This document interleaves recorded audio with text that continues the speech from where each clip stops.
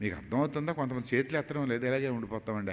ఓడిపోతే ఏటైపోయిందని, ఓడిపోతే ఏటైపోయింది, మా ఈ బతుకిలాగే ఉంటుంది, మా జీవితం ఇలాగే ఉంటుంది. నాకు కూడా జయం కావాలి. దేవునికి స్తోత్రం. నేను మాత్రం జీవితంలో ఇప్పుడు ఓడిపోవడానికి ఇష్టపడను. నేను సచ్చినంత వరకు నేను జయం పొందుతూనే ఉండాల. అమ్మో, నేను ఓడిపోవడానికి ఇష్టం లేదు. ఎందుకు తెలుసా? నాకు ఒక దన్ను ఉంది. ఆ దన్ను ఆయన పేరు జయశీలుడు. దేవునికి స్తోత్రం. నా బాస్ జయశీలుడు అయినప్పుడు నేనెందుకు ఓడిపోతాను? ఆయన శక్తివంతుడైనప్పుడు నేనెందుకు శక్తిహీనుడిని అవుతాను? ఎలాగైనా సరే నేను జయశీలుడిని అవుతాను. ఎలాగైనా సరే ఆయన్ని వాడగొడతాను. ఆడు ఎవరిన మృంగుదునా అని గర్జించి సింహం అయితే, నా సింహం పేరేం పేరంటే యోధా గోత్రములో ఉండే పుట్టే కొదమ సింహం, మన సింహం. దేవునికి స్తోత్రం.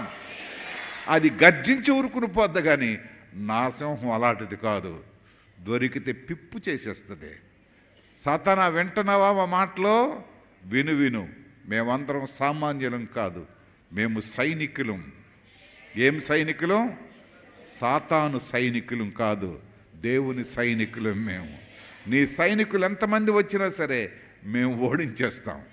సైనికులం మేము, సైనికులం, ప్రభునకు సైనికులం. అంధకార చొరువ పోరాడి గెలిచెదము, అంధకార దూరాత్మలచే పోరాడి గెలిచెదము. ఎప్పుడో నా ప్రారంభంలో శాలేమని ఒక కుర్రోడు ఉండేవాడు నా దగ్గర. ఇద్దరం కూర్చొని ఇదే పని. అప్పుడు మాకెంత పెద్ద సంఘం గట్టు ఉండేది కదా. పెన పట్టుకోవాలంటే పట్టుకునేవాడు. ఇలాంటి పాటలన్నీ రాసేవాళ్ళం. మేము సామాన్యమైన వాళ్ళం కాదు. ఎవరు సైనికులం అట? దేవుని సైనికులం. ప్రియులారా, ఈరోజు ఆ మాటలే మీకు చెప్తాను.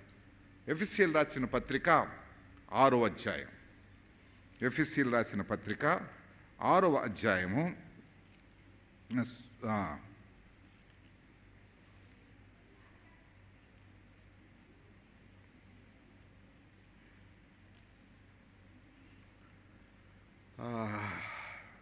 చదవండమ్మా. తుదకు ప్రభువు యొక్క మహాశక్తిని బట్టి ఆయన యందు బలవంతులై ఉండుడి. మీరు అపవాది తంత్రములను ఎదిరించుటకు శక్తిమంతులగునట్లు దేవుడిచ్చి సర్వాంగ కవచమును ధరించుకొనుడి.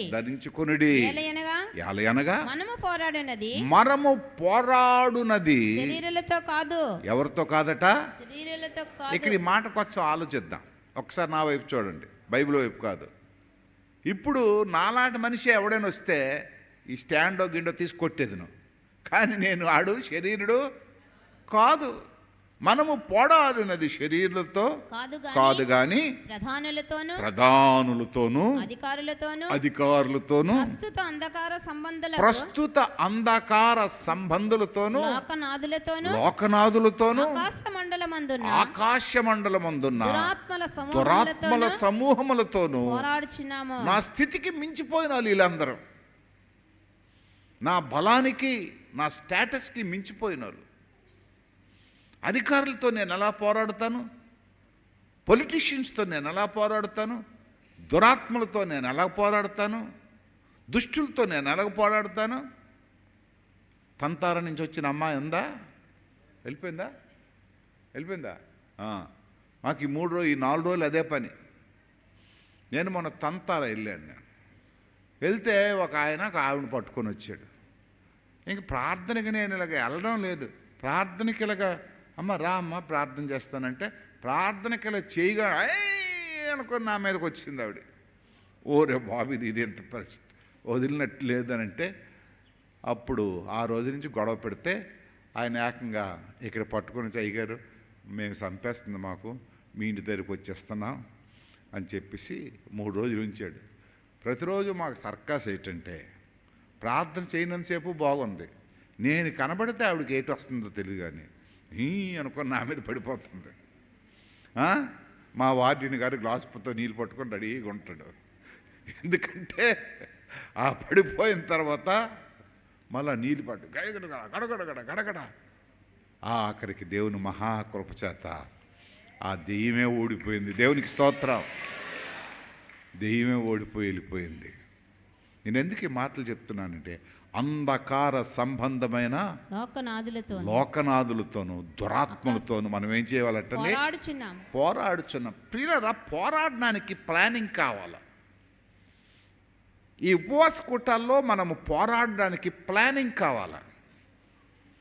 ఒకవేళ ఎవరిని కొట్టాలా ఎలా కొట్టాలో మనకు ఒక ప్లానింగ్ లేకపోతే మనం పోరాడలేం.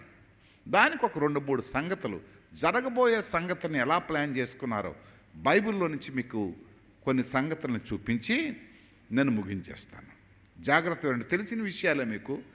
దీన్ని ఎలాగ చేయాలా, ఎలాగ మీకు రూపించాలా, నేను ఉదయాన్ని కొంతసేపు ఆలోచించి రాత్రి మరి మా డ్రైవర్కి నిద్రపోకుండా నేను చూడాలి కనుక బుర్రలో ఆలోచించుకుంటూ ఏం చెప్పాలో ఆలోచించుకుంటూ మధ్య మధ్యలోన ఆడికి లేపుతూ నేను పడుకోకుండా ప్రసంగం కారులోన అలాగా ఆలోచించుకుంటూ నాకు పని ఆడికి పని. టీ తాగుతావా, కాఫీ తాగుతావా, టీ తాగుతావా, కాఫీ తాగుతుంటే ఇంచుమించుగా 3.5 గంటలు 4 గంటలు ప్రయాణం చేసి వచ్చాం. అవి మీకు తెల్లవారులేసి అవి ఫ్రేమ్లా తయారు చేశాను. ఇలాంటి సమస్యే ఒక రాజ్యానికి వచ్చింది. 2వ దినవృత్తాంతాల గ్రంథం 20వ అధ్యాయం చదువుదాం. 2వ దినవృత్తాంతాల గ్రంథం 20వ అధ్యాయం తీయండి ఒక్కసారి.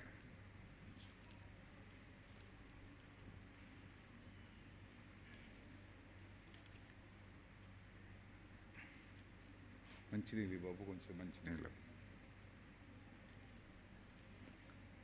తీశారమ్మా. చదువు అమ్మాయి. ఇది అయిన తరువాత మోయాబీయులను అమ్మోనీయులను మోయానీయులలో కొందరును దండెత్తి యెహోషాపాతు మీదికి వచ్చిరి. అంతలో కొందరు వచ్చి సముద్రం ఆవల నుండి సిరియనుల తట్టు నుండి గొప్ప సైన్యం ఒకటి నీ మీదికి వచ్చుచున్నది, చిత్తగించుము. వారు హససోన్ తామారాను ఏన్ గదిలో ఉన్నారని యెహోషాపాతునకు తెలియజేసిరి. చాలు. ఇక్కడ ఒక రాజుకి ఒక వార్త వినబడ్డది. అందరూ మీరు చాలా జాగ్రత్తగా వినండి. ఇంతకుముందు నేను తెలియజేశాను, ఇంతకుముందు చేసిన ప్రసంగం అది వేరే కోవలో ఉంది. ఒక అనౌన్స్మెంట్ వచ్చింది, రాజు జాగ్రత్త విను, మనకు ఒక ప్రమాదం ముంచుకొస్తుంది. ఏంటి ఆ ప్రమాదం అంటే, ఒక్కసారి నిన్ను అణిచేయడానికి, నిన్ను ఓడించడానికి 3 రాజ్యాలు ఏకమైపోయాయి. ఈ 3 రాజ్యాలు కూడా దేవుని ప్రజల్ని అణిచేయడానికి, దేవుని బిడ్డలను నొక్కేయడానికి, అసలుకి రాజ్యమే లేకుండా పాడు చేయడానికి ప్రయత్నం చేస్తున్నాయి. ఇదిగో వీళ్ళు మొన్న నిన్న అంతకుముందు గత వారం మీటింగ్ పెట్టుకున్నారు. మీటింగ్ పెట్టుకొని ప్లాన్స్ గీస్తున్నారు. మన గూఢచారులు వెళ్ళి ఈ ప్లాన్స్ అన్నీ పసిగట్టారు. దీంట్లో వారి ఎజెండా ఏంటంటే, నిన్ను చంపేయాలా, ఈ రాజ్యాన్ని నాశనం చేసేయాలా, ఇశ్రాయేలీయుడు ఎవ్వడు కూడా బతకకుండా ఫిలిస్తీన్లు అమ్మోనీయులు వీళ్ళే బ్రతకాలనే ఉద్దేశాన్ని వాళ్ళు ఏర్పాటు చేసుకున్నారు. ఇది వారి యొక్క మెయిన్ సిద్ధాంతం. రాజు విన్నాడు, రాజుకు భయం పట్టుకుంది. వెళ్ళిపోయారు వాళ్ళు. చెప్పేసి వెళ్ళిపోయిన తర్వాత రాజు ఆలోచిస్తున్నాడు, నా మీదకి వచ్చే దండు చాలా పెద్దది. ఒక రాజ్యం మరొక రాజ్యంతో దెబ్బలాడడం, ఒకడు దెబ్బలాడడం పెద్ద సమస్య కాదు. ఆడు కొడితే రాడు కొడతాడు, నేను కొడితే 2 కొడతాను, ఓడిపోతాడు. కానీ ఒకడి మీదకి ఎంతమంది వస్తున్నారు? 3 వస్తున్నారు. 3 రాజ్యాలు వస్తున్నాయి. కనుక వాళ్ళు దుర్మార్గులు, దేవుడంటే భయం లేనివారు, చంపడానికైనా ఇష్టపడతారు. కనుక ఏం చేయాలని భయపడుతున్నాడు. ప్లాన్ వేస్తున్నాడు. చూసారా, ఎక్కడైనా మద్రస్కి భర్త భార్యను చంపేడు ఈ మధ్యన లేస్తున్నారు. భర్త భార్యను చంపేయడం అది ఒకనాటి చరిత్ర. ఇప్పుడేమవుతుంది, భార్యలు, అబ్బా మా వాళ్ళు బాగా చెప్తున్నారండి, భార్యలే భర్తను చంపేస్తున్నారు. ప్లాన్లు గీసి చంపేస్తున్నారు ఎక్కడికక్కడ. అంటే చంపడానికి కూడా ఒక ప్లాన్ గీసుకోవాలా. ఎలా టైంలో చంపితే చస్తాడు, అడిగి తాగబెట్టి చంపాలా, లేకపోతే సెక్షువల్ టైంలో చంపాలా, పడుకున్నప్పుడు చంపాలా, రాత్రి మీద చంపాలా, ఉదయాన్ని చంపాలా, గేస్తారు. పనికిమాలిన పనులకి పనికిమాలిన ఆలోచనలు కూడా కావాలా. మంచి పనికి ఆలోచన అవసరం లేదు, కానీ చెడ్డ పనికి మాత్రం ఖచ్చితంగా పనికిమాలిన ఆలోచన కావాలా. ఈ రాజుకి ఇప్పుడు తన రాజ్యాన్ని కాపాడాలా, దేవుని బిడ్డలను సంరక్షించాలా, ఆలోచిస్తున్నాడు. శక్తి చాలదు, బలము చాలదు. అది ఎందుకు చాలదో చెప్తాడు ఇక్కడ. ఈ 12వ వచనం చదవమ్మాయి. మా దేవా, నీవు వారికి తీర్పు తీర్చవా? మా మీదికి వచ్చి ఈ గొప్ప సైన్యముతో యుద్ధము చేయుటకును మాకు శక్తి చాలదు, ఏమి చేయుటకును మాకు తోచదు, నీవే మాకు దిక్కు అని ప్రార్థన చేశాను. కనుక ఈయన ఒప్పుకుంటున్నాడు, మాకు శక్తి కానీ మేము గెలాల. దేవునికి స్తోత్రం. ఈ మాటలో ఉండే అర్థం చూడండి. మాకు బలము చాలదు కానీ మేము మాత్రం, అందరు చెప్పండి, మాకు మాత్రం బలం లేదు కానీ మేము మాత్రం గెలవాలా. దేవునికి స్తోత్రం. ఈ మాట నాకు ఎంత నచ్చిందో. నాకు శక్తి చాలదు కానీ గెలుపు నాకే రావాలా, జయం నాకే రావాలా. నా దగ్గర డబ్బు లేదండోయ్ కానీ నేను కోరుకునే వస్తువు మాత్రం మా ఇంటికి రావాలా. ఏమండి, నేను అనుకున్నది సాధించే వరకు నా స్థితికి, నా పరిస్థితికి అది నాకు అసాధ్యం, కానీ నేను అనుకున్నది మాత్రం నాకు కావాలి. ఆయన చెప్పేస్తున్నాడు, నాకు బలము చాలదు కానీ చివరిలో ఒక మాట, నీవే మాకు దిక్కు, మా ఆధారం, మా పరిస్థితి. కనుక రాజు ఆలోచించి ఎవడైనా యుద్ధంలో పాలుపంపులు పొందాలంటే, నీకు కరాటా ఫైట్ వచ్చా, నీకు బాంబు పేల్చడం వచ్చా, నీకు గన్ పేల్చడం వచ్చా, ఇవి ఆలోచిస్తాడు. కానీ ఇక్కడ ఈయన ఏం అనౌన్స్మెంట్ చేశాడో చూడండి. 3వ వచనం చదవమ్మాయి. అందుకు యెహోషాపాతు భయపడి యెహోవా యొద్ద విచారించుటకు మనస్సు నిలుపుకొని యూదా అంతటా ఉపవాస దినం ఆచరింపవలెనని. మొట్టమొదట ఏం చేశాడంటే యయుద్ధంలోన యెహోవా యొద్ద విచారించుటకు. అంటే విచారించుటకు అంటే ఏంటి? విచారించుటకంటే విచారించ అమ్మో బాబు అని అనడం కాదు. అంటే డెసిషన్ తీసుకోవడానికి, సలహా తీసుకోవడానికి. యెహోవా యొద్ద విచారించుటకు. విచారించడం అంటే దుఃఖపడడం కాదు ఇక్కడ, అంటే సలహా తీసుకోవడానికి. విచారించుటకు మనస్సు నిలుపుకొని. అంటే ఈ మనస్సులో రకరకాలైన ఆలోచనలు వస్తున్నాయి రాజుకి.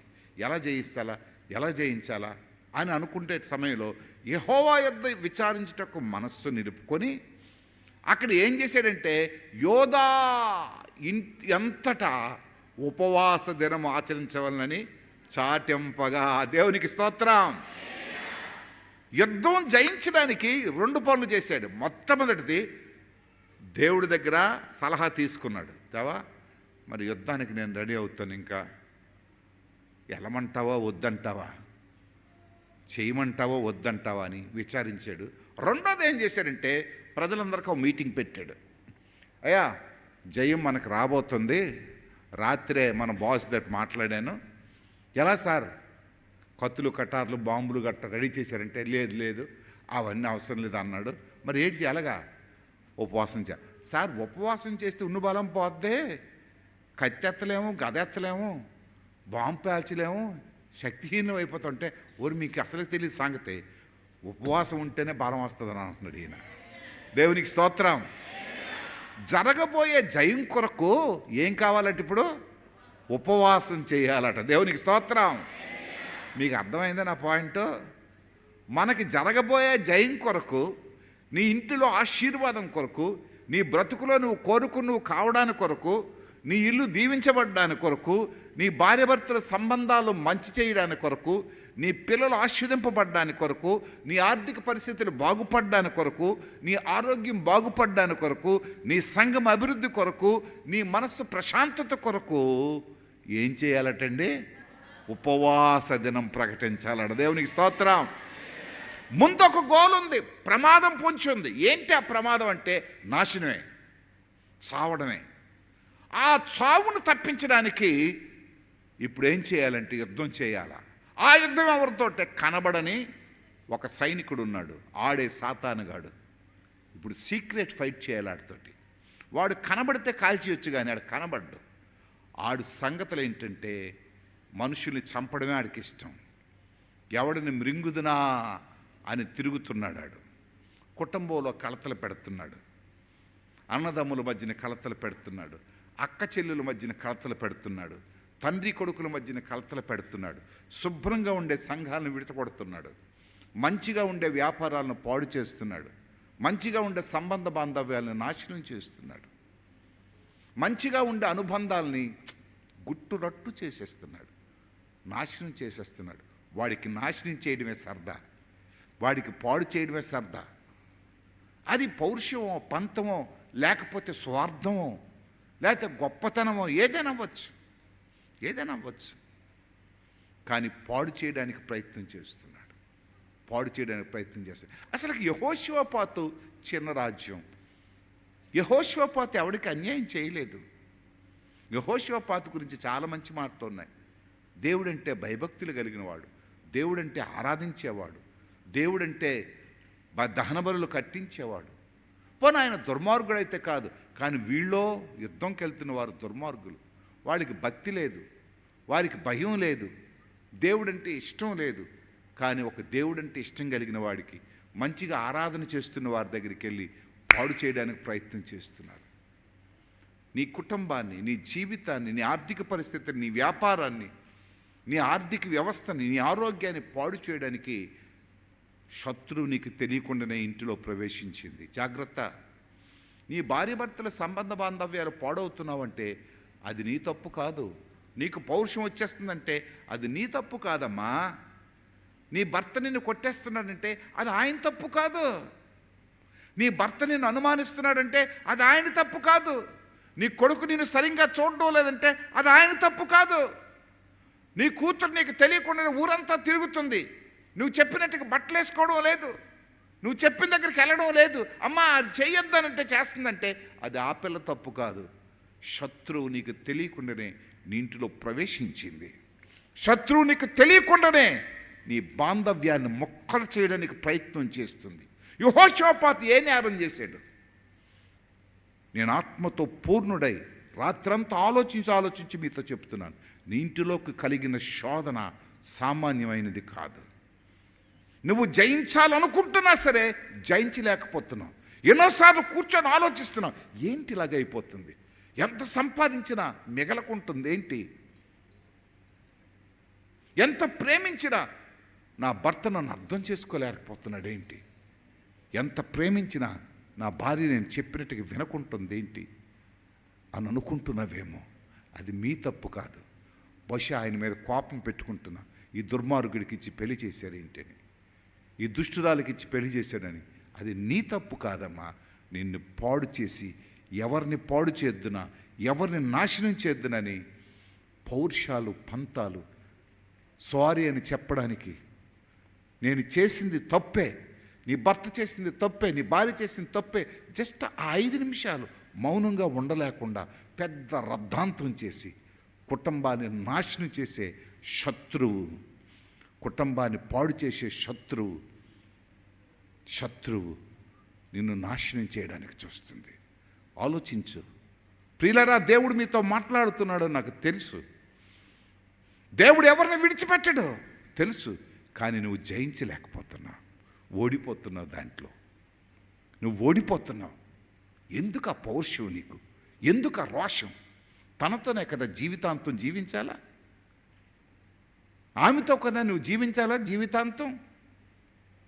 విడిచి వెళ్ళిపోతావా, వదిలేసి పోతావా? పోతే ఎవరికి నష్టం? ద్వేషిస్తే ఎవరికి నష్టం అనుకోవచ్చు నువ్వు. ఆయన ఎదురుగా, నీ పిల్లలు ఎదురుగా ఆయన తిడతావు, నీ పిల్లలు ఎదురుగా మీ అమ్మ ఎలాడదాయరా అని అంటావు, నీ పిల్లలు ఎదురుగా మీ నాన్న పనికి మాలోడరా, నేను కాబట్టి చేసుకున్నాను అని అంటుంటావు. ఎవరికి నష్టం అది? నీ పిల్లలు నీ భర్తను గౌరవిస్తారా? నీ పిల్లలు నీ భార్య గౌరవిస్తుందా? ఎందుకంటే వాళ్ళు ఫిలిస్తీన్ వంశానికి చెందినవారు. రాజు ఆలోచించాడు, వారి చేతిలో చచ్చిపోకూడదంటే, వారి చేతిలో మనం బ్రతకాలంటే దీనికి ఒకటి సూచన. ఈ పౌరుషం, ఈ కోపం, ఈ పగ, ఈ ద్వేషం, ఈ కక్ష, ఈ క్రోధం ప్రశాంతంగా మారాలంటే రండి ఉపవాస ప్రార్థన చదువమ్మా. ఉపవాస దినము ఆచరింపవలనని యూదావారు ఉపవాస దినము ఆచరింపవలనని చాటింపగా యోధావారు యెహోవా వలన వేడుకొనుటకై సహాయమునకు వేడుకొనుటకై కూడుకొనిరి. యెహోవా యొద్ద విచారించుటకు యూదా పట్టణములన్నిటిలో నుండి జనులు వచ్చిరి. అది ఏం చేశారట? ఇది మనకు జరగడం లేదు. ఎంతమంది రెడీ అయ్యారు ఉపవాస కూటానికి? ఇది మన సంఘం నిర్వహిస్తుంది. చాలామంది ఉపవాస కూటలు ఊరందరికి పిలుస్తారు. మన సంఘానికి ఉండే ఇదేంటంటే మనము మన బ్రాంచ్ చర్చిలు వస్తే వస్తాయి. పెద్ద మీటింగ్ అయిపోయిందండి, ఎక్కువ అవెందుకండి గొడవ? అవెందుకు గొడవ? మనం వచ్చామా లేదా? మన మీటింగ్ నీకు ఆశీర్వాదం కలిగించిందా లేదా? నీ మీటింగ్ ద్వారా నువ్వు దీవించ దేవుని డబ్బా నీ డబ్బా వాయించుకోవడానికి కాదు ఉపవాస కూటాలు. ఎంతమంది వచ్చారు అని అడుగుతారు కొంత. ఎంతమంది వస్తే ఏంటి? నువ్వు వెళ్ళావా లేదా? నీకు దీవెన కలిగిందా లేదా? నువ్వు ఎంతమందిని పట్టుకెళ్ళావు? యోధావారు అందరూను, చదవండి ఆ మాట. యోధావారు యెహోవా వలన సహాయమును వేడుకొనుటకై కూడుకొనిరి. యెహోవా యొద్ద విచారించుటకు అంటే దేవునితో వారు మనవలు చెప్పుటకు, దేవునితో వారి కష్టాలు చెప్పుకోవడానికి, దేవునితో ఆ రాజ్యానికి రాబోయే విపత్తును చెప్పుకోవడానికి, దేవునితో వారుకుండే ప్రమాదాన్ని విచారించుటకు యోధా పట్టణములన్నిటిలో నుండి జనులు వచ్చిరి. అమ్మా జ్ఞాపకం చేసుకో, నీ భార్య, నీ భర్త, నీ పిల్లలు అందరూ ఒక డెసిషన్కి రండి. అయ్యా మన కుటుంబంలో శత్రువు వచ్చేసింది, మన కుటుంబంలో ఎవరం రింగుదునా అని నాశనం చేయడానికి శత్రువు వచ్చేసింది. అందుగురించే నేను ఈరోజు బలహీనంగా ఉన్న వాక్యం చెప్తున్నాను. ఖచ్చితంగా రావాలా. క్రిస్టియన్ ప్రేయర్ టెంపుల్లో సభ్యుడిగా ఉన్న ప్రతి ఒక్కరూ నీకు లేని ఆశీర్వాదం. ఈ 2 లక్షల రూపాయలు ఖర్చు పెట్టి ఎవడికో వెళ్తే ఏంటి లాభం అండి? మాకు తెలుసండి ప్రార్థన, మాకు తెలుసండి ఉపవాసం, మాకు తెలుసండి వాక్యం. No no no no no no. ఏ నిమిషంలో ఏం చేస్తాడో దేవుడు, ఏ నిమిషంలో దేని ద్వారా మాట్లాడతాడో నీకు తెలియదు. నువ్వేదో అనుకుంటున్నావు జ్ఞానివని. దీనికంటే ముఖ్యం అల్లది అనుకుంటున్నావు. 2 రోజులు సెలవు పెట్టు, కొంప మునిగిపోదు. నీకు బాగులేకపోతే నువ్వు సెలవు పెట్టవా? నీకు ఆరోగ్యం బాగులేకపోతే సెలవు పెట్టవా? నీ కూతురు పెళ్ళి అయితే సెలవు పెట్టవా? నీ కొడుకు పెళ్ళి అయితే సెలవు పెట్టవా? మీ ఆయనకి ఏదైనా ఇబ్బంది అయితే సెలవు పెట్టవా? మీ ఆవిడ హాస్పిటల్లో ఉంటే సెలవు పెట్టవా? ఇది నీ కుటుంబ సమస్య. నీ కుటుంబం దీవించబడ్డానికి యెహోవా యొద్ద విచారణ చేయుటకు కూడుకొని యెహోవాది విచారణ చేయుటకై యోధా పట్టణములన్నిటిలో నుంచి జనులు వచ్చిరి. అంతేకాదండోయ్, యెహోవాషపాతు యెహోవా మందిరములో కొత్త శాల ఒకటి సమాజంలో కూడిన యోధా యెరూషలేము జనుల మధ్యను నిలవబడి, ఇక్కడ ఈ ప్రార్థనలో మొట్టమొదటి చేసేది ఏంటంటే, అక్కడ మా పితరుల దేవా యెహోవా, నీవు ఆకాశమందు దేవుడివై ఉన్నావు, అన్యజనులు రాజ్యములను ఏలువాడు నీవే. నేను అందు గురించి చెప్తున్నాను. ఉపవాస కూటాలంటే అవి ఉద్యోగ కూటాల కంటే గొప్పవి. మీకుండే మంచి డ్రెస్సులన్నీ రెడీ చేసుకోండి, మీకుండే కాస్ట్లీ డ్రెస్సులన్నీ రెడీ చేసుకోండి. రోజుకు ఒక డ్రెస్ చేసుకొని రండి. క్వైర్ వారికి చెప్తున్నాను, ముందే మీరు డిసైడ్ చేసుకోండి. ఉపవాస కూటాలకి న్యూ ఇయర్కి ఏకంగా నిండిపోతారు, ఇట్టప్పుడు రారు. పిలద్దండి అలాంటి వాళ్ళని. రెగ్యులర్గా వస్తున్నలే క్వైర్కి ఉండాలా. వాళ్ళేం గొప్ప వాళ్ళు కాదు. రెగ్యులర్గా లేని వాళ్ళు క్వైర్కి ఎక్కించొద్దు. వాళ్ళు ఏమనుకుంటారు, వీళ్ళేమనుకుంటారు. కాదు కాదు కాదు అది చర్చికి కొన్ని పద్ధతులు ఉండాలా, చర్చికి కొన్ని క్రమాలు ఉండాలి. క్రమం కలిగితేనే అప్పుడు వాళ్ళకి చర్చ్ అంటే భయం పుడుతుంది. రెగ్యులర్గా ఎవరు పాడుతున్నారు వాళ్ళే పాడండి. ఆ పద్ధతుల్లోనే మనం నడవాలి. వాళ్ళు ఏమనుకుంటారండి, వాళ్ళు గొప్పలు వీళ్ళు గొప్పలు. ఎవ్వరు గొప్ప కాదు దేవుని దగ్గర. దేవుడు ఒక్కడే గొప్ప. దేవుడు చెప్పినట్టుగా మనం వినాలా. ఫైర్ అంతా కూడా ఒక సిస్టమేటిక్గా టైంకి రావాలా. టైంకి లేకపోతే కింద కూర్చోవాలా, టైంకి రాకపోతే కింద కూర్చోవాలా. ప్రాక్టీస్కి రావాలా. మీరు ముందే కూర్చొని మాట్లాడుకోవాలి. వచ్చి అసుకేసుకొని కాకుండా 10 నిమిషాలు, ప్రభా ప్రసంగికుడు ఎంత ముఖ్యమో పాటగాలు కూడా అంతే ముఖ్యం. బిల్లీ గ్రహం గారు ప్రసంగికు ముందు ఆ పాటగాడికి ఎక్కువ ప్రాధాన్యత ఇచ్చేవారట. అబ్దుల్ హక్ గారు పాటగాడికి ముందు, ప్రసంగికుడికి ముందుగా ఆయన అకాడీని వాయిస్తూ ముందు పాటగాడికి చాలా ప్రాముఖ్యత ఇచ్చేవాడట. ఆయన చెప్పేవాడట, నేను వాక్యం చెప్తాను, ఈయన పాట ద్వారా సువార్త చేస్తాడు, పాట ద్వారా సువార్త చేస్తాడు. ఇందాక చూశాను నేను, అక్కడికి ఎక్కి పాటలు వేసుకుంటున్నారు, ఏటి పాడతాం టీవీలో చూస్తారండి అందరూ, టీవీలో చూస్తారు. అవేంది ఏ పాటలు పాడతారో ముందు అనుకోవాలా, ఎవరు అనౌన్స్ చేయాలో ముందు అనుకోవాలి. మీరు డిసిప్లైన్గా ఉండాలి, క్రమంగా ఉండాలి. మొన్న అమెరికా నుంచి ఫోన్ చేశారు కన్నబాబుకి, మీ చర్చలు బాగా పాడుతున్నారని. తెలుసా, మామూలు కాదు. నేను ఎందుకు ఈ మాటలు చెప్తున్నానంటే, మీ పాటలు ఎవరెవరు చూస్తున్నారో మీకు తెలియకపోవచ్చు. మీరు నవ్వుతున్నారా, లేకపోతే ఇది చేస్తున్నారా, అది చేస్తున్నారా, అందరూ చూస్తుంటారు. ఆన్లైన్లో అని అంటే అక్కడికి వెళ్ళిపోతాయి. ఎవరే పాడుతున్నారో, ఎవరు అనౌన్స్మెంట్ చేయాలో, దీని తర్వాత ఏటి పాడాలా, ఇలాగనాలా, అలాగనాలా, అవన్నీ కనబడతాయి, అవన్నీ కనబడతాయి. ముందు అనుకోవాలి, దీని తర్వాత ఇది పాడదాం, దీని తర్వాత ఇది పాడదాం. ముందు ఏ పాటలు పాడతారో ఆ నొటేషన్ చెప్పాలి, ఆయనకి క్రమంగా ఉండాలి. ఇక్కడ అదే చేస్తున్నాడు, అదే చూస్తున్నాడు. కూడుకొని యెహోషువపాతు మందిరములో ఏం చేస్తానంట, జనులు మధ్యన నిలవబడి, మా పితరులు దేవా యెహోవా నీవు ఆకాశమందు దేవుడివై నీవు బహుబలమగలవు అంటే వర్షిప్ చేస్తున్నాడు, ఆరాధిస్తున్నాడు. ముందు అడిగే లేదు, నాయన కష్టాల్లో ఉన్నాం, బాధలో. కొంతమంది ప్రార్థన ఇలాగ ఆన్ చేస్తే సరే, నాయన అది ఇచ్చివా, ఇది ఇచ్చివా, ముందు అడగలేదు. ముందు ఏం చేస్తున్నాడు, దేవుని యొక్క గొప్పతనాన్ని, నువ్వు బాహుబలము గలవాడు, పరాక్రమ గలవాడు, నిన్ను ఎదిరించు, ఎవ్వరికీ బలము చాలదు అంటే దేవుని యొక్క గొప్పతనాన్ని చెప్తున్నాడు. నీ జనులైన ఇశ్రాయేలీయుల ఎదుటి నుండి ఈ దేశపు కాపురస్తులను తోలివేసి నీ స్నేహితుడైన అబ్రహాము యొక్క సంతతికి దీనిని శాశ్వతముగా నిచ్చిన మా దేవుడు నీవే అంటే ఎంత బాగిరికిస్తున్నాడు చూడండి దేవుడిని ఎంత అబ్రహాముతో చేసిన వాగ్దానాన్ని కూడా దీనిని శాశ్వతముగా నిచ్చిన మా దేవుడు నీవి. వారు అందులోన నివాసము చేసి కీడునైనను, యుద్ధమునైనను, తీర్పునైనను, తెగులునైనను, కరువైనను మా మీదకి వచ్చినప్పుడు మేము ఈ మందిరం ఎదుటినే, నీ ఎదుటినే నిలువబడి మా శ్రమలలో నీకు మొర్ర పెట్టిన ఎడల. దేవునికి స్తోత్రం. అంటే శ్రమలనే మాట చెప్పడానికి ముందు ఎంత చేశాడు చూసారా?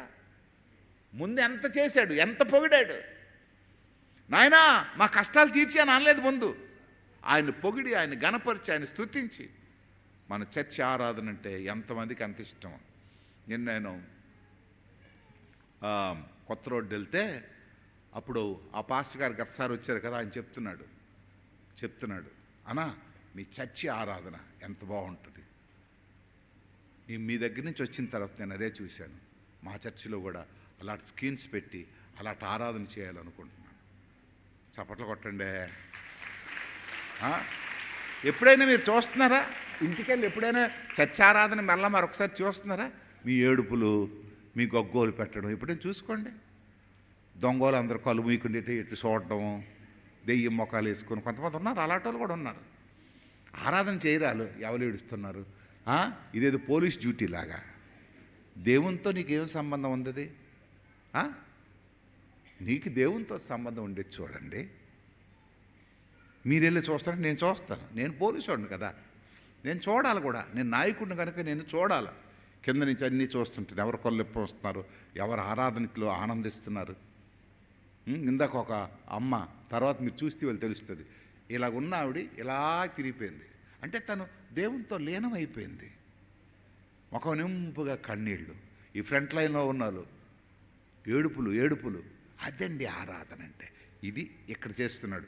చేసి సంతతిని శాశ్వతముగా ఇచ్చి దేవుడు నీవే, వారందులో నివాసము చేసి కీడునైనను, యుద్ధమునైనను, తీర్పునైనను, తెగులునైనను, కరువైనను మా మీదకి వచ్చినప్పుడు మేము ఈ మందిరం ఎదుటినే అంటే అన్నీ చెప్పేసాడు ఏకంగా. యుద్ధం గురించి చెప్పమంటే మొత్తం ఏం చెప్పాడు? కీడు, కష్టము, నష్టము, బాధ, దుఃఖం.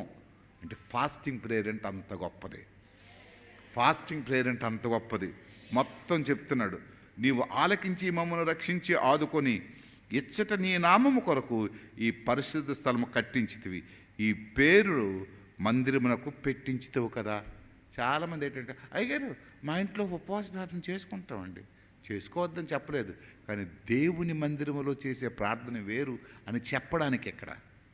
ఈ మందిరమునకు పెట్టబడిన కదా, ఈ మందిరం అందుగురించే కట్టించావు కదా, కష్టాలు తీర్చడానికి, బాధలు తీర్చడానికి, కీడును తొలగించడానికి అందుగురించే కదా కట్టించావు. నీ పేరు ఈ మందిరమునకు పెట్టబడిన కదా. నా మందిరము అనేక మందికి ప్రార్థనా మందిరమై ఉన్నది. దేవునికి స్తోత్రం. నేనెందుకంటే ఈ మాటలు చెప్తున్నాను, పిల్లలు మొదలుకొని తల్లుల వరకు, పాలు తాగే పసిబిడ్డల వరకు కూడా ఇక్కడ ప్రార్థన చేశారు. Planning for the success. జయం రావడానికి ముందు ప్లాన్ గీసుకున్నారు. ప్లాన్ గీసి యుద్ధం వెళ్ళారు. యుద్ధం చేస్తే ప్రార్థన అయిపోయింది. ప్రార్థన అయిపోయిన తర్వాత దేవుడు మాట్లాడుతున్నాడు. దేవుడు మాట్లాడుతూ, అయ్యా మరి ప్రార్థన అయిపోయిన తర్వాత, అయ్యా ప్రార్థన చేయమన్నా చేసాం, కర్ర కత్తి పట్టుకోమంటావనంటే, ఉండండి అయ్యా దేవుడికి అడుగుతాను మళ్ళా అని మళ్ళా లోనికి వెళ్ళాడు. దేవా ప్రార్థన చేసాము, మరి ఏడు చేయమంటావనంటే, చూడండి అక్కడ 15వ వచనం చదవడమా. యూదులారా, యెరూషలేము కాపురస్తులారా, యెహోషాపాతు రాజా, మీరందరూ ఆలకించుడి. యెహోవా సెలవిచ్చినదేమనగా, ఈ గొప్ప సైన్యమునకు మీరు భయపడకుడి. అది ప్రార్థన తర్వాత వచ్చే భయం. భయంతో ప్రారంభించాడు ఆయన. మొట్టమొదట భయపడుతూ ప్రారంభించాడు. ఉపవాస ప్రార్థన తర్వాత స్టార్టింగ్ ఏంటంటే భయపడకుడు. అందరూ ఒక్క మాట చెప్పండి, నేను భయపడను. ఎప్పుడది? ఉపవాస ప్రార్థన తర్వాత. ఇప్పుడు మన జీవితాలన్నీ భయంతో ఉన్నాయి. జరుగుతుందో లేదో, అవుతుందో లేదో, ఇస్తాడో లేడో అనుకుని జరుగుతుందో లేదు. కానీ ఉపవాస ప్రార్థన తర్వాత ఏంటి చెప్పాలి మనం? భయపడను. మీరు భయపడకుడి, జడియకుడి. ఈ యుద్ధము మీరు కాదు, దేవుడే జరిగించు. దేవునికి స్తోత్రం. మనిషి నిలబడితే దేవుడు ఫైటింగ్ చేస్తాడండి. ఆయనకి నిలబడిన మనిషి కావాలా, జడిచిపోయిన మనిషి అవసరం లేదు. మనిషి నిలబడాల. దమ్మున మనిషి వాడు నిలబడతాడు, పిరికోడు పారిపోతాడు. సెలవిచ్చిందేమో, ఈ సైన్యమును చూసి భయపడకుడి, జడికుడి. ఈ యుద్ధము మీరు కాదు, దేవుడే జరిగించును. రేపు వారి మీదకి పోవుడి. వారు జీజు అనే ఎక్కడ మార్గమున వచ్చిదరో, మీరు ఏరువేరు అరణ్యమందున్నను వాగు కొన దగ్గర వారిని కనుగొందరు. ఏండి, వెళ్ళినప్పుడైనా వీళ్ళు అడిగింటే, అయ్యా వెళ్ళమంటున్నావు, వాళ్ళు వచ్చేస్తారంటున్నావు కదా, కర్ర పట్టుకెళ్ళమంటావా, కత్తి పట్టుకెళ్తారు, వాళ్ళు 3 రాజ్యాలు కదా, వాళ్ళు కొడితే ఏడిచేయడంటే వీళ్ళకి ఎంత ధైర్యం వచ్చిందంటే, ఇప్పుడు వీళ్ళు ఎవరి కంట్రోల్లోకి వెళ్ళిపోయారు? దేవుడు. వాళ్ళు వెళ్ళిపోమంటే వెళ్ళిపోతున్నారు జడ్డోల్లాగా. ఇది దేవుని యొక్క శక్తి. దేవునితో ప్రార్థన చేస్తుంటే మనము ఆయన ఏకమైపోతాం. ఆయన కంట్రోల్లోకి మనము, మన కంట్రోల్లోకి ఆయన వచ్చేస్తాడు. ఇక్కడ వీళ్ళు అడగాలి యాక్చువల్గా, సార్ 3 రాజ్యాలు అవి, మాది ఒక్కటే రాజ్యం. వాళ్ళు బాగా పొగరబోతులు, ఫిలిస్తీన్లంటే అమాలయకీలంటే అమాయకులు కాదు సార్, వాళ్ళు చంపి కొట్టుకు తినేస్తారంటే మొక్కలు చేస్తారు అని అడగలేదు. జడియొద్దు, బెదరొద్దు అని అన్నావు కదా, వెళ్ళిపోతున్నారు వీళ్ళు. ఈ యుద్ధంలో మీరు పోట్లాడవలసిన నిమిత్తం లేదు. మళ్ళా చెప్తున్నాడు చూడండి, ఒరే యుద్ధానికి వెళ్ళండి కానీ మీరు మాత్రం పోట్లాడవలసిన, మీరు బాగా టీ షర్ట్ వేసుకుంటారో, వైట్ షర్ట్ వేసుకుంటారో, ఏ షర్ట్ వేసుకుంటారో, టక్స్ వేసుకుంటారో, అమ్మ మీరు పట్టు చీరలు కట్టుకోండి. కానీ మీరు మాత్రం చీర నలగకూడదు, షర్టు ఇస్త్రీ పోకూడదు. దేవునికి స్తుతి కలుగునుగాక. హల్లెలూయా.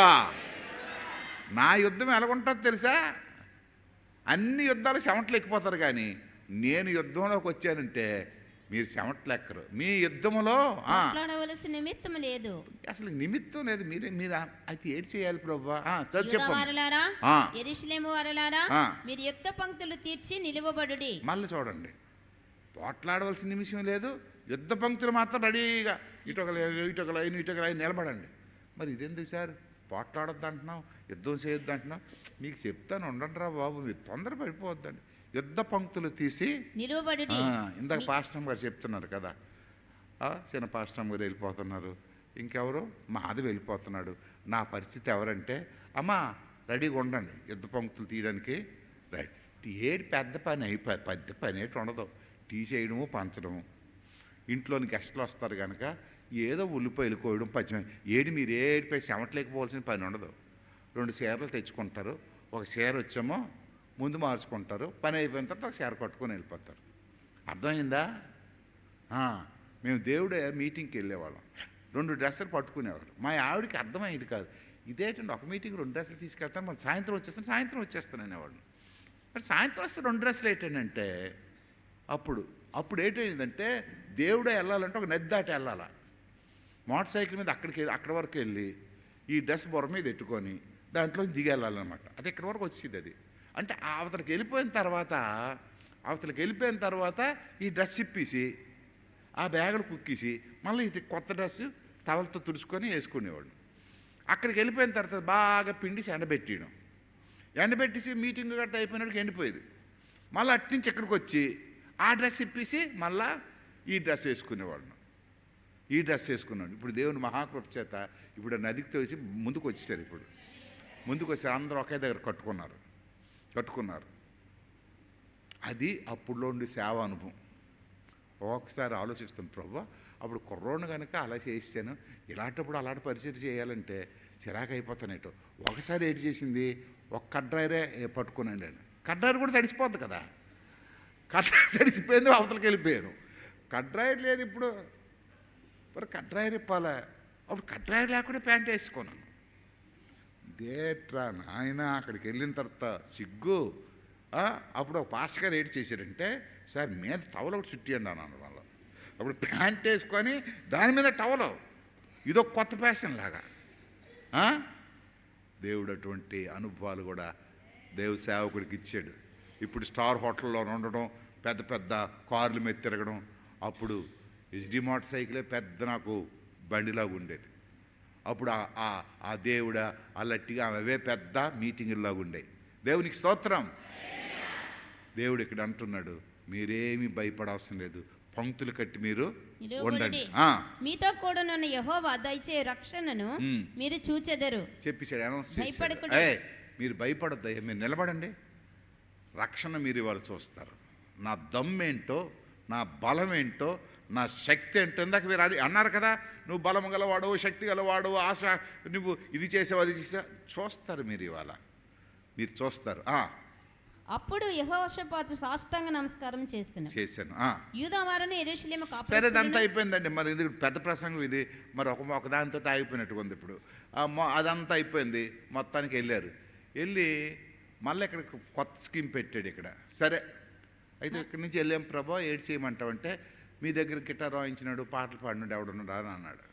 పాడతారండి, డ్రమ్ము గిమ్ము వాయిస్తారంటే వాళ్ళందరికి ముందుకు పంపించన్నాడు. చూడండి ఇక్కడ అది జనులను హెచ్చరిక చేసిన తరువాత అమ్మా అదే 19వ వచనం చదువు. కహతీయులు సంతతి వారుడు, కొరాహీలు సంతతి వారును లేవీలు నిలబడి గొప్ప శబ్దంతో ఇశ్రాయేలు దేవుడైన యెహోవాను స్తుతించిరి. అంతటా వారు ఉదయమునే లేచి తెకుని అరణ్యములోని పోయిరి.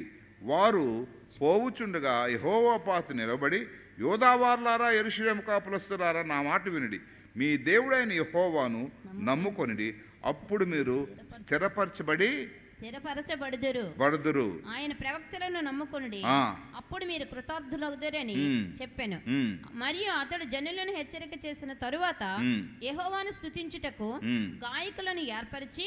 కొయ్యరోలు జాగ్రత్త వినండి, యుద్ధంలోన మీకు ఎంత పార్ట్ ఉందో చూసుకోండి అమ్మా, యుద్ధంలో మీకు ఎంత పార్ట్ ఉందో చూసుకోండి.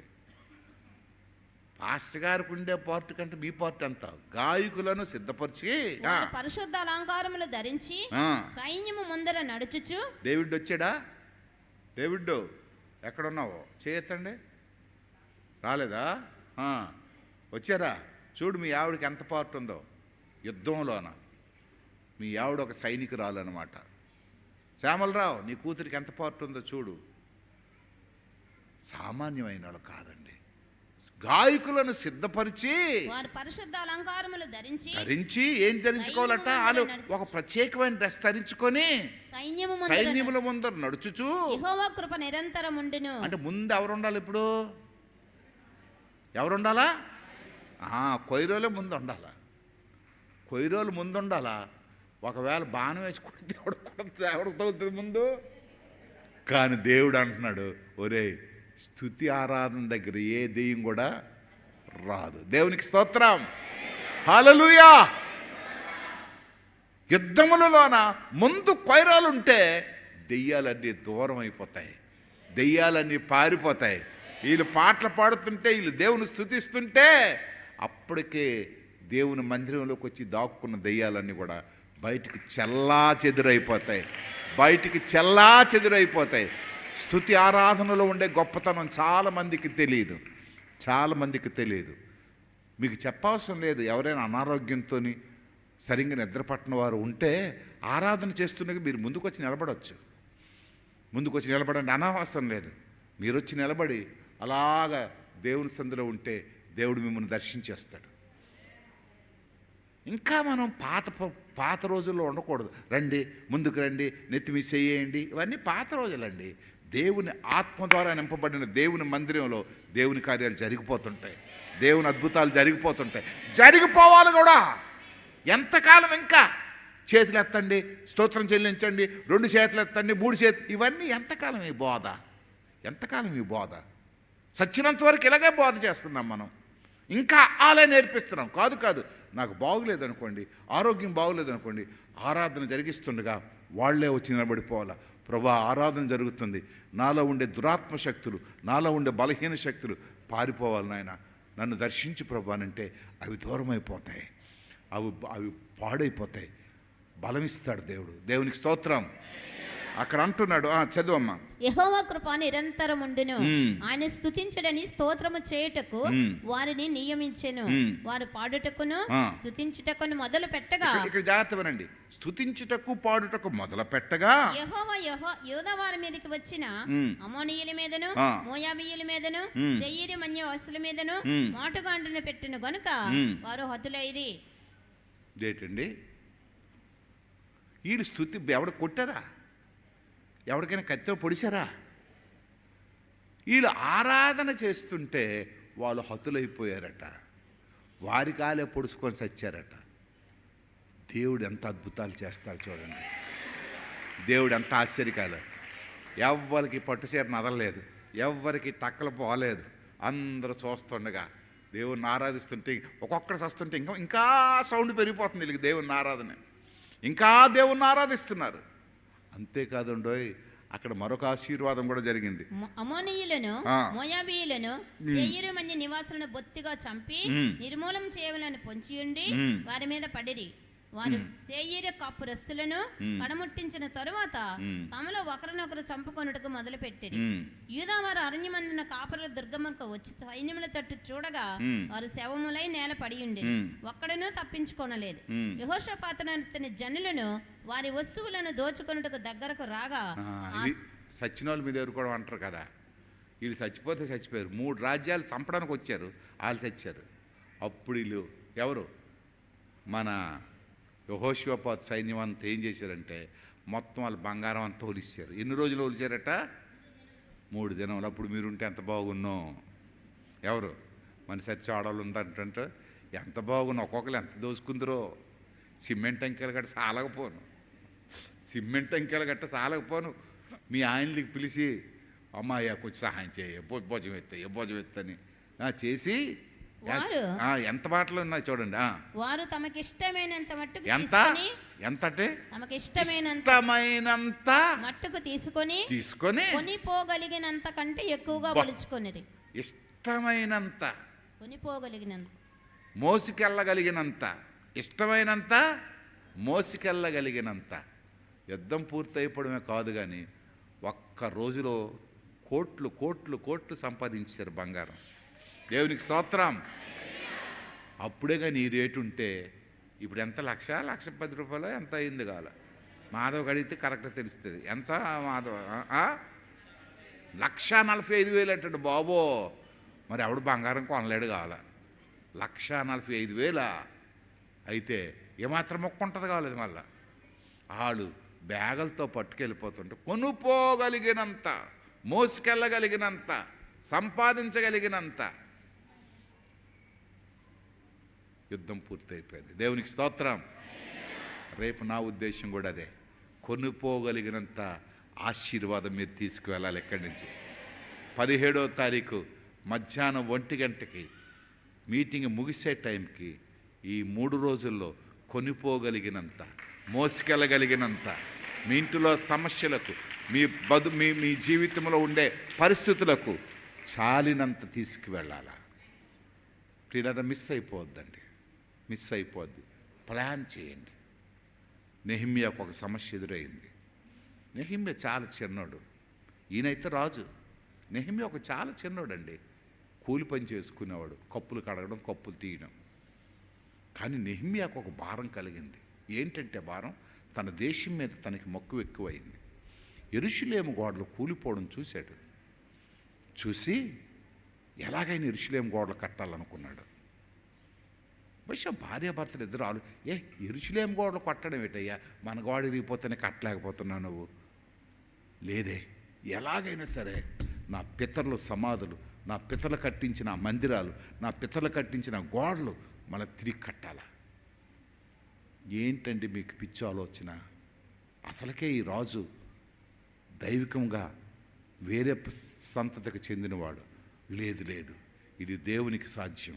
వెళ్ళిపోయాడు, ఉపవాస ప్రార్థన చేశాడు. ఉపవాస ప్రార్థన మొదలుపెట్టాడు.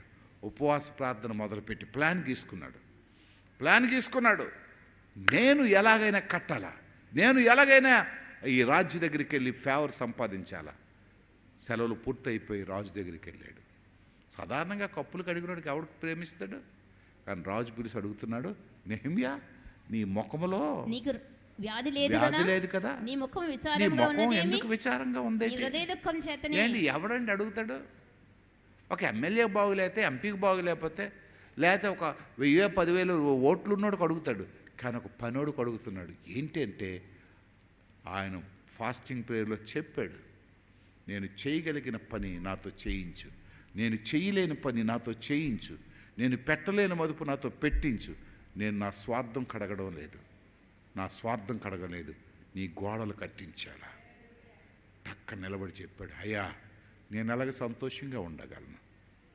మా పితరుల గోడలు కూలిపోయాయి, వారి సమాధులు రాలిపోయాయి, నేను ఎలాగ సంతోషంగా ఉండగలను. నేను అక్కడే పెరిగానయ్యా, అక్కడే ఆరాధన చేశానయ్యా, అక్కడే ప్రార్థన చేసుకునేవాడిని. ఇప్పుడు అక్కడ ప్రార్థన లేదు, భక్తి లేదు, విశ్వాసం లేదు. ఒకానొకప్పుడు నేను చేసే భక్తి, ఒకానొకప్పుడు నాలో ఉండే శక్తి పాడైపోయిందయ్యా. జాగ్రత్తగా ఆలోచించండి. ఒకనాటి స్థితిగతులు మనలో రోజు రోజుకి తరిగిపోతున్నాయి. దేవుడు ఆశీర్వదిస్తున్న కొలది, దేవుడు డబ్బిస్తున్న కొలది, దేవుడు ప్రేమిస్తున్న కొలది, దేవుడు మన వ్యాపారాన్ని, మన ఉద్యోగాన్ని, మన ఆశీర్వాదాన్ని పెంచుతున్న కొలది కూలిపోతున్నాయి. ఒక్కొక్క ఇటుక జారిపోతుంది. మన గోడలు కూలిపోతున్నాయి, మాడి మసైపోతున్నాయి.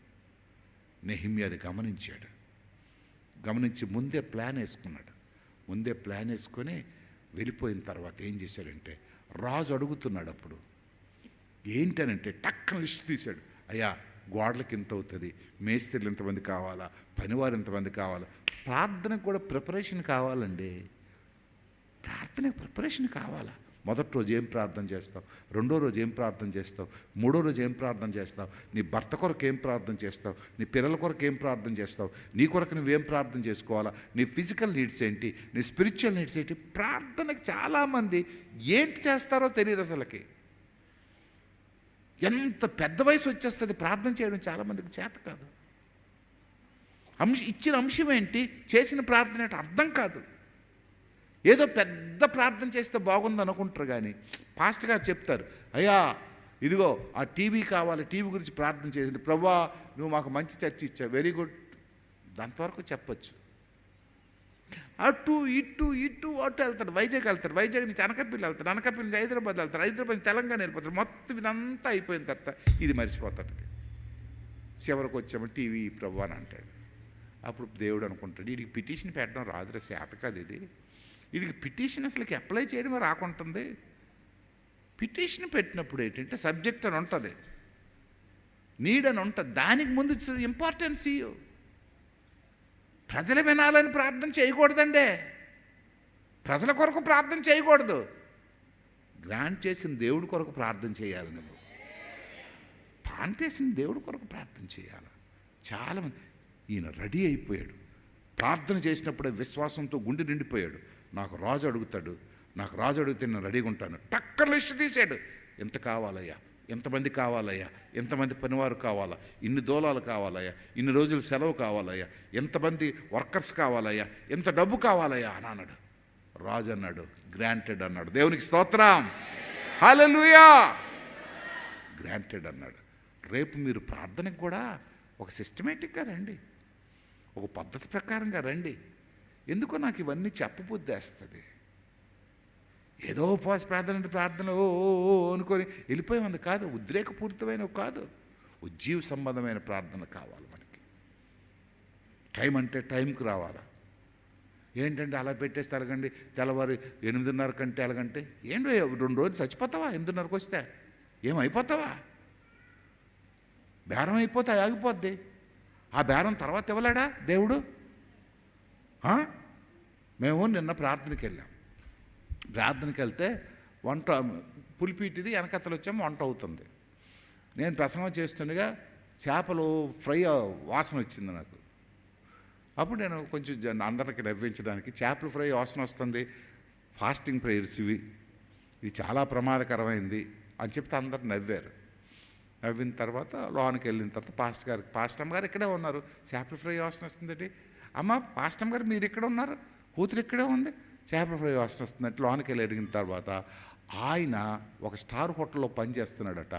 ఈ ఉపవాస కోటాల గురించి 3 రోజులు సెలవు పెట్టేసి పాస్టర్ గారి ఇంట్లో వంట వండడానికి వచ్చాడట. ఇది మా సంఘంలో ఖచ్చితంగా చెప్పాలి నేను అనుకున్నాను. తర్వాత బయటకు వచ్చిన తర్వాత కారు ఎక్కుతూ అప్పుడు ఆయన పిలిచి అడిగాను నేను, దేవుడు నిన్ను దీవిస్తాడు బ్రదర్, దేవుడు నిన్ను దీవిస్తాడు. ఎంత మీకు డైలీ కంటే డైలీ కాదండి, నెలవారీ జీతం అండి. ఎంత మీకు నెలవారీ జీతం అంటే 42,000 రూపాయలు ఇస్తారండి జీతం అన్నాడు. ఎంత జీతం అండి? 42,000. వెళ్ళిన రోజు నాకు వచ్చామో 200 రూపాయలు వచ్చామో బేట లాగిస్తారండి అని. ఎంత సంతోషం అనిపించింది. ఫాస్టింగ్ ప్రేయర్ గురించి అక్కడ మానుకొని ఇక్కడ పనిచేస్తున్నాడు. అలాంటి దేవుడు ఎందుకు దీవించడండి? అలాగని ఊరుకోపోయలేదు. పాస్టర్ గారు అప్పుడు పిలిచి ఆయనకి పిలిచి అసలు చెప్పవాయి అని అన్నాడు. ఈ వంట వండునోడు కొడుకు వచ్చామో అమెజాన్ అని ఏదో ఉంటుంది కదా, దాంట్లో సెలెక్ట్ అయ్యాడట. సంవత్సరానికి వచ్చామో 22 లక్షలు ప్యాకేజ్ అట ఆయనకి. ఎందుకు దీవించడండి దేవుడు?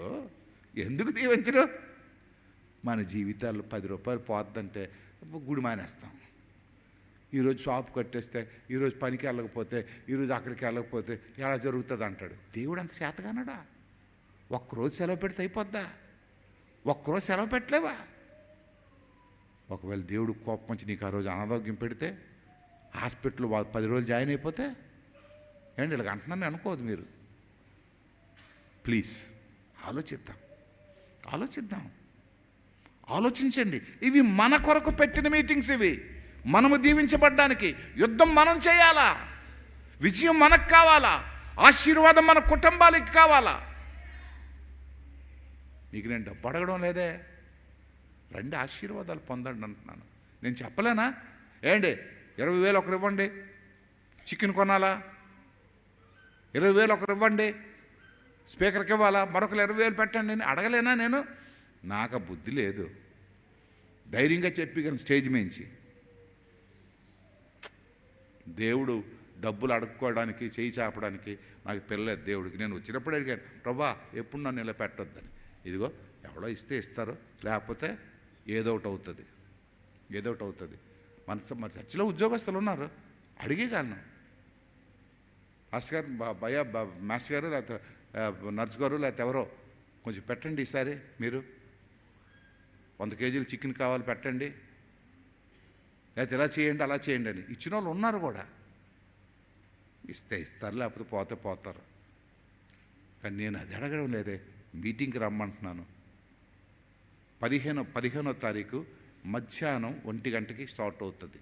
17వ తారీఖు మధ్యాహ్నం 1 గంటకి క్లోజ్ అవుతుంది. అంటే 2 రోజులే ఫాస్టింగ్, 24 గంటలు, 24 గంటలు. మధ్యాహ్నం 1 గంట స్టార్ట్ అయిన మీటింగు సాయంత్రం 3:30కి 4కి క్లోజ్ అయిపోద్ది. మళ్ళీ 5:30కి స్టార్ట్ అవుతుంది. 5:30కి స్టార్ట్ అయ్యి ఎటువంటి పరిస్థితుల్లో 8:30కి క్లోజ్ చేసేస్తాం. ఆ రోజుకి అయిపోయింది. మరుసటి రోజు మళ్ళీ 8:30కి ఉదయానికి స్టార్ట్ చేస్తాం. అంటే 16వ తారీఖు ఉదయాన్నే 8:30కి స్టార్ట్ చేస్తాం. 12:30కి క్లోజ్ అయిపోద్ది. 2 ప్రసంగాలు ఉంటాయి. వర్షిప్ ఎక్కువసేపు ఉంటుంది. మళ్ళీ మధ్యాహ్నం 2 గంటలకి నుంచి ఆ 4 గంటల వరకు ఉంటుంది. మళ్ళీ సాయంత్రం 5:30 నుంచి 8:30 వరకు ఉంటుంది. ఆఖరి రోజు లవ్ ఫీస్ట్ ఉంటుంది. మధ్యలోన ఉదయాన 11 గంటలకు ఒకసారి టీ ఇస్తాం. ఇక్కడ క్యాంపస్లో ఉండిపోయిన వాళ్ళకి 8:30కు కూడా టీ ఇస్తాం. క్యాంపస్లో ఉన్న వాళ్ళకి సాయంత్రం 4:30కు ఒకసారి టీ ఇస్తాం. అనుకుంటున్నాను పిల్లలు ఉంటారు, వాళ్ళకి భోజనం పెడతాం. నైట్ పూట కొంచెం షుగర్ గట్ట ఉంటుంది కనుక బ్రెడ్ లాంటిది ఏదైనా ఇస్తే మంచిదని అనుకుంటున్నాను. వాళ్ళతో మాట్లాడతాం. కన్నపాష గారితో ఇంకా మాట్లాడదు, రాజుపాష గారితో ఇంకా మాట్లాడదు. ఇది అయిన తర్వాత మాట్లాడదాం అనుకుంటున్నాను. అదే బన్ ఎంత ఉంటుందో మన నాకు తెలియదు, కానీ ఒక్కొక్క బన్లాడిది ఇస్తే కనీసం కొంతమంది పూర్తిగా ఫాస్టింగ్ అలవాటు లేని వాళ్ళకి కష్టం కనుక లోకల్లో వెళ్ళిపోతారు, కానీ ఇక్కడ ఉండిపోయిన వాళ్ళకి అది బాగుంటుందేమో అని ఆలోచిస్తున్నాను. ఇది ప్రోగ్రాం. లాస్ట్ టైం వచ్చిన ఆయన వస్తాడు, ప్రశాంత్ కుమార్ గారు వస్తారు, ఇద్దరు మాట్లాడతారు. దాంట్లో నేను మాట్లాడను. ఎప్పుడో అడపా తడప ఏదే అనౌన్స్మెంట్ గట్రా చేస్తాను. ఏమో దేంట్లోనే ఎక్కడో ఒకసారి నా హృదయంలోనికి ఏదైనా వస్తే మాత్రం కక్కేస్తాను. అప్పుడు ఇలాంటిదే ఏదో వస్తే కక్కేస్తాను. పాస్టర్స్కి ఎవరికి ఎక్కువ మందికి పెళ్ళలేదు కనుక, కానీ 17వ తారీఖు పాస్టర్స్కి రమ్మని చెప్దామని అనుకుంటున్నాను. కనుక అటెండ్ అవ్వండి, యుద్ధం చేయడానికి సిద్ధపడండి.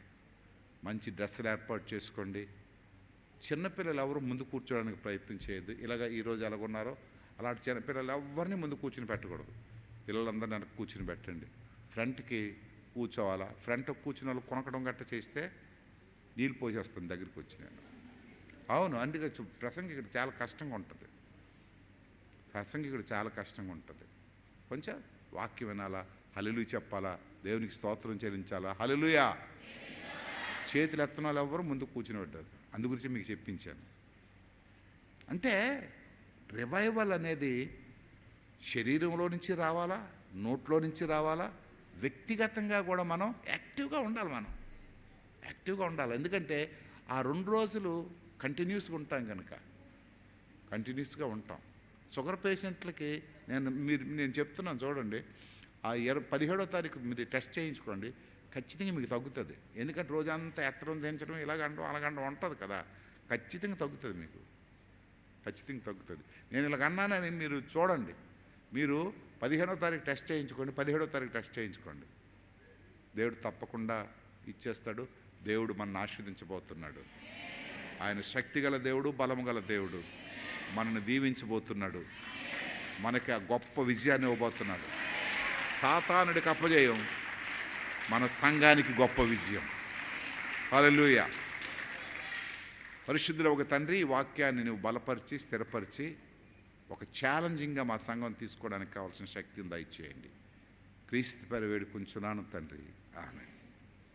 జస్ట్ ఇతరులకి ఎంకరేజ్మెంట్ కొరకు చదువుతున్నాను. ఇవి పి లక్ష్మి మీటింగ్స్ కొరకు 1000 రూపాయలు ఇచ్చారు.